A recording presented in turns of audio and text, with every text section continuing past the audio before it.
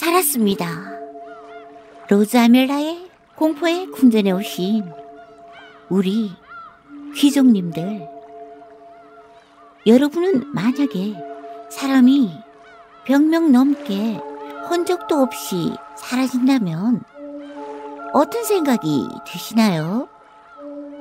그것도 바다 한가운데 고립된 작은 섬에서 모든 사람이 아무런 흔적도 남기지 않고 숨소리 하나 들리지 않게 통째로 증발한다면 말이죠.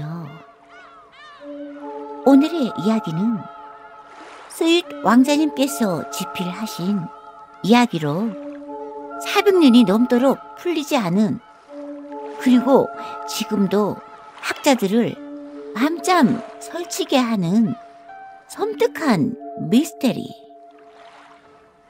로우 노크섬에 실종된 117명에 대한 이야기입니다. 차그르면 역사상 가장 거대한 실종 사건을 만나보러 저와 함께 가실까요? 로우 노크섬 실종 사건. 1584년 월터 롤리 경이 지금의 미국 동부 해안에서 작고 초록빛으로 보이는 섬 하나를 발견합니다. 그곳이 바로 로노크 섬이었죠. 영국은 북미 식민지 건설이라는 거대한 꿈을 꾸고 있었고, 이곳을 첫 식민지로 삼으려 했죠. 하지만 섬은 처음부터 어딘가 기운이 좋지 않았습니다. 섬에 살던 원주민들은 외부인이 섬에 오는 걸 극도로 경계했고, 작은 오해 하나가 바로 전쟁으로 번질 만큼 분위기는 날카로웠습니다. 결국 첫 식민지 건설은 실패로 돌아갔고, 섬은 한동안 버려지게 됩니다. 그리고 시간이 흘러 1587년 존 화이트라는 탐험가가 120여 명의 남녀와 함께 다시 섬에 발을 내딛습니다. 그런데 이번엔 달랐습니다. 존 화이트는 원주민들과 화해를 시도했고, 원주민들과 함께 작은 마을을 일구는데 성공했죠. 아이들이 웃고 새벽마다 불 피우는 연기가 잔잔하게 피어오르던 시기, 그 속에서 마지막 희망이 피어났습니다. 바로 버지니아 대어, 북미 대륙에서 태어난 최초의 영국인 아기. 마치 섬이 그들을 품어주는 듯 했죠. 하지만 그 평화는 오래가지 못했습니다. 섬의 자원은 빠르게 고갈되고, 예상보다 훨씬 혹독한 자연 환경이 그들을 서서히 몰아붙였습니다. 결국 존 화이트는 영국에 돌아가 식량과 인력을 다시 데려오겠다고 약속하며 식민지인들을 남겨둔 채 떠납니다. 그는 떠나기 전 한 가지 약속을 남겼죠. 만약 강제로 떠나야 한다면 마을 기둥에 몰타 십자가를 남겨라. 그래야 내가 무슨 일이 있었는지 알 수 있어. 불안한 밤이 이어졌지만 식민지인들은 그의 귀환을 기다릴 수밖에 없었습니다. 하지만 문제는 존 화이트가 영국에 도착한 후였습니다. 로우노크 섬으로 돌아가려는 존 화이트에게 모든 선장들이 한 목소리로 말했죠. 로우노크 섬은 너무 위험합니다. 게다가 세계 최강의 에스파냐 제국이 영국의 전쟁을 선포하며 영국의 모든 배가 군사작전에 투입되기 시작합니다. 영국은 말 그대로 갇혀버리게 되었죠. 존 화이트는 어떻게 해도 다시 돌아갈 배를 구할 수 없었습니다.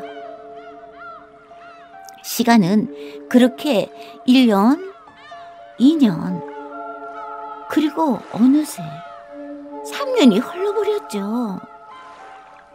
그렇게 1590년 드디어 간신히 배를 구해 돌아온 존 화이트.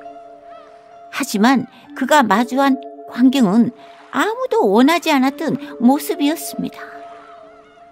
섬에는 단 한 사람도 없었습니다. 집은 허물어져 있었고 사람들이 생활하던 흔적은 모조리 사라져 버렸죠. 그저 바람만이 공허하게 스쳐 지나갈 뿐. 유일하게 남아있는 건 기둥 하나, 그리고 거기에 칼로 새겨진 단어 하나. 크로아토안. 그것은 몰타 십자가도 아니었고 도움 요청의 신호도 아니었습니다. 그냥 단어 하나만 덩그러니 남아있을 뿐이었죠. 존 화이트는 그 뜻을 이렇게 받아들였습니다. 아, 이들은 가까운 헤트라스 섬, 당시 이름으로 크로아토안 섬으로 이수했구나.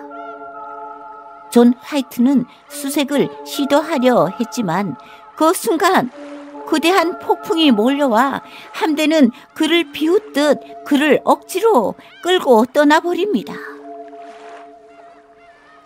존 화이트는 그날을 마지막으로 로우노크 식민지 사람들을 다시는 보지 못합니다. 물론 그 후로도 이들을 찾기 위한 시도는 계속 이어졌습니다.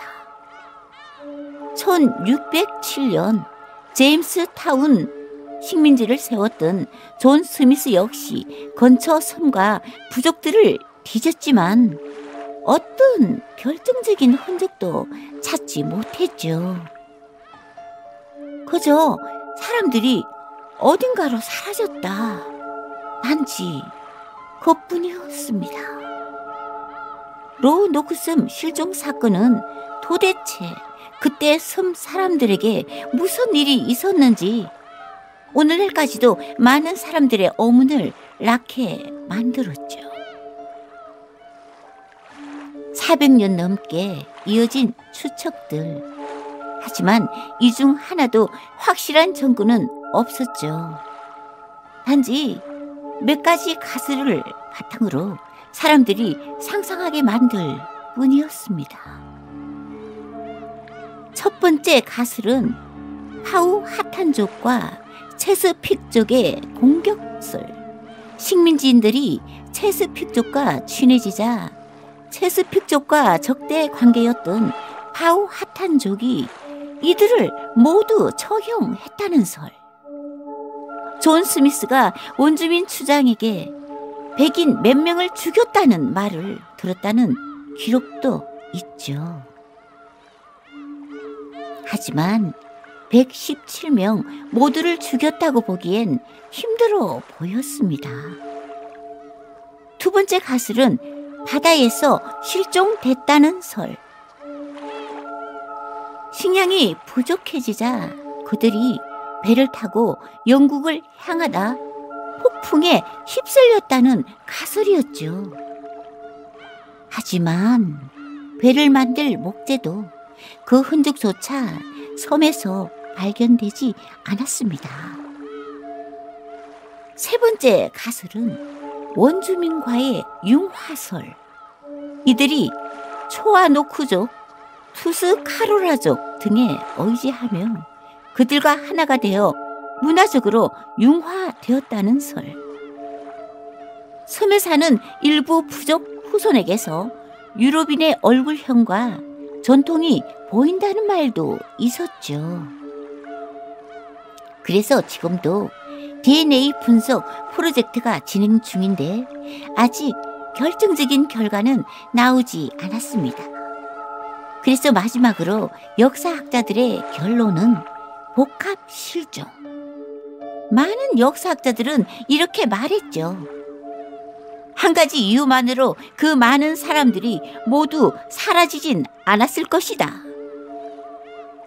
어쩌면 일부는 배를 타다 실종되고 일부는 부족과 융화되고 또 일부는 공격을 받고 그 모든 것이 얽히고 설켜 사라졌을 가능성. 하지만 확실한 건 그 117명은 지금까지도 어디에서도 발견되지 않았다는 점입니다. 사람이 이렇게 통째로 사라진다는 게 정말 가능할까요? 혹시 섬에는 우리가 모르는 어떤 비밀이 숨어 있었던 건 아닐까요?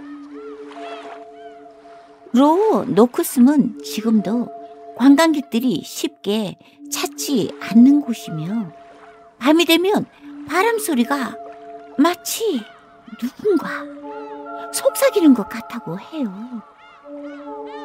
우리는 어디로 갔을까? 오늘 밤 혹시 창밖에서 낯선 바람 소리가 들리면 잠시 귀 기울여 보세요. 그들이 아직도 무언가를 말하지 못한 채 떠돌고 있는 건 아닐까요? 오늘의 이야기는 로노크섬 실종 사건이었습니다.